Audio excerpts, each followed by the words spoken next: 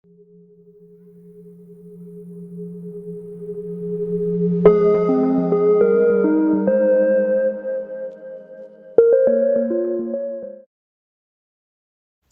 back to the Oxford Academy Environmental Issues, OAEI, with your hosts, Charlotte Kim and Abigail Lee.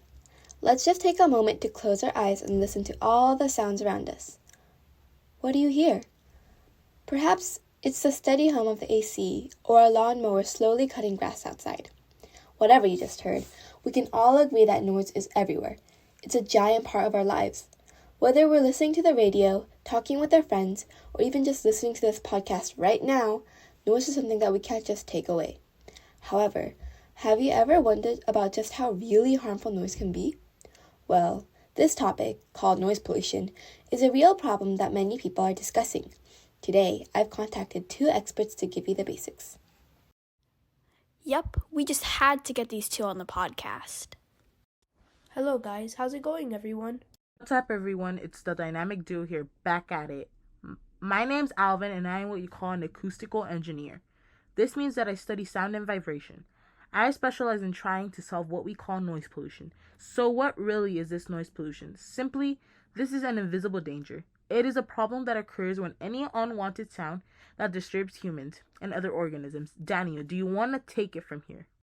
Sound is measured in something called decibels. In the environment, a wide variety of decibels can be heard, such as leaves rustling, which produces 20 to 30 decibels. A thunderclap produces 120 decibels, and the wail of a siren produces 120 to 140 decibels. Sounds that exceed the comfortable boundary of 85 decibels can harm a person's ears. This includes subway trains and loud rock concerts. A limited amount of exposure to a loud sound is fine, but a constant roar in your ears leads to many health problems. A common one that many people experience today is called noise-inducing hearing. That's very interesting. I never knew that noise has such power over our health. So now we understand that loud sounds can affect us humans negatively. But does it disturb the ecosystem, Daniel? Yes, unfortunately, noise pollution also impacts the well-being of wildlife. Did you hear that 21% of the adult population has trouble concentrating because of this background noise? This is bad because lack of concentration can lead to personal problems, such as preventing you from doing work in school or at your job. This can ultimately lower your grades. Or your pay. Noise can definitely mess with your work schedule. According to a study conducted by Cornell University, noisy open offices might contribute significantly to health problems such as heart disease due to elevated levels of epinephrine, a stress hormone. Some of this has been happening in our neighborhood, right? I agree. The construction of the OA housing departments has caused so much ruckus in the Oxford community. Becker brothers, have you heard the noise? They heard it. They heard it. Moving on. Are there any other things that may be causing noise pollution? Construction, cars, factories, traffic, the list goes on and on. A slow but serious effect, indeed. As I've mentioned before, many scientists have performed studies that have found that noise pollution is terrible for your health.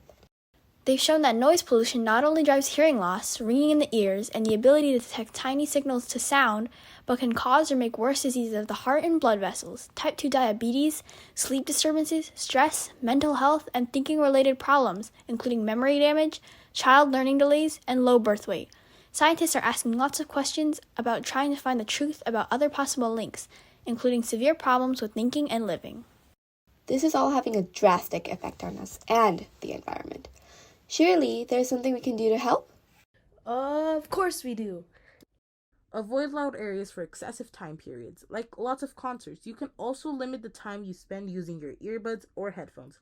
Take a break and listen to your music through a speaker at lower volume. Additionally, our very own podcast, OAEI, has thought of our very own solution to this problem. Well, there's no direct way to completely solve noise pollution. Life and sound happens. However, we can simply try to remain healthy, as Alvin suggested. Perhaps one day, in an ideal world, the OAEI can help by creating laws that people will apply to reduce noise pollution.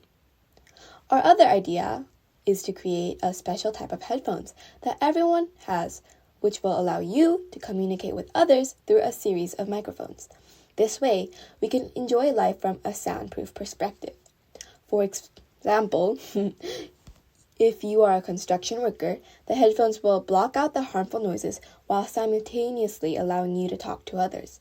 Currently, this may be a piece of science fiction, but we hope to make this reality one day. Try applying these suggestions to your everyday life to reduce chances of many harmful effects. Thank you for listening to another great conversation in OAEI. Share some ideas you have to reduce noise pollution in the comments. And of course, thank you Becker Brothers for joining us. We enjoyed another fantastic podcast together. No problem.